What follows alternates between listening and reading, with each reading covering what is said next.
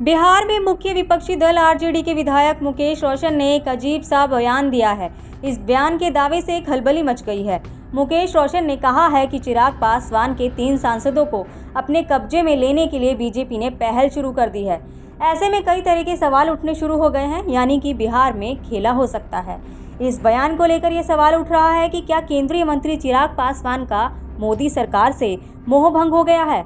क्या बीजेपी सच में चिराग के सांसदों को तोड़ने वाली है? कुछ पॉइंट और नेताओं के बयान से चलिए इसे समझते हैं। सबसे पहले ये जान लें कि पार्टी में टूट का दावा आरजेडी के विधायक मुकेश रोशन ने किया है। कहा है कि बहुत जल्द ये नतीजा आएगा कि एलजेपी रामविलास के 3 सांसद बीजेपी में समाहित हो जाएंगे। बीजेपी का ये इतिहास रहा है। कई विधायक को उन्होंने अपने पाले में किया है। विकासशील इंसान पार्टी को समाप्त करने का काम किया है, अब एलजेपी पर लगी हुई है। जब चिराग पासवान आंख दिखाते हैं तो उनका इलाज करना तो वह लोग शुरू कर देते हैं। वहीं चिराग पासवान केंद्र में मंत्री हैं। वह पिछले कुछ दिनों से मोदी सरकार की लाइन से अलग चल रहे हैं। कई फैसलों का विरोध कर चुके हैं। ऐसे में इसको लेकर विपक्ष हवा देने की कोशिश कर रहा है। एलजेपी रामविलास की पार्टी में टूट हो या ना हो, लेकिन इस दावे के पीछे कई ऐसे कारण हैं जिसके चलते इस तरीके का बयान दिया गया है। केंद्र सरकार की ओर से जब लोकसभा में वक्फ संशोधन बिल पेश किया गया तो इसका विरोध किया।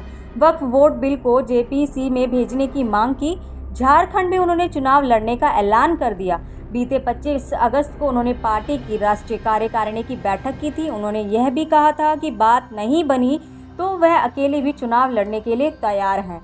कुछ दिनों पहले ही पशुपति पारस ने केंद्रीय गृह मंत्री अमित शाह से मुलाकात की थी। इसके साथ ही बीजेपी के प्रदेश अध्यक्ष दिलीप जायसवाल ने भी पशुपति पारस से मुलाकात की थी।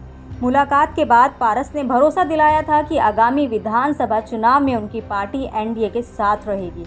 ऐसे में इसे भी दूसरे एंगल से देखा जा रहा है। तमाम दावों के बीच चिराग पासवान ने पार्टी में टूट को लेकर उठाए जा रहे सवाल पर बीते गुरुवार को प्रतिक्रिया दी। चिराग ने कहा कि कांच की हांडी बार बार नहीं चढ़ती। मेरी पार्टी के सांसद खुद स्पष्टीकरण दे चुके हैं। मुझे राष्ट्रीय अध्यक्ष चुने जाने पर भी उन्हीं लोगों की सहमति थी। जो लोग सोचते हैं कि इस तरीके की सोच या अफवाह को हवा देकर चिराग पासवान को डरा दिया जाएगा, तो यह नहीं होगा।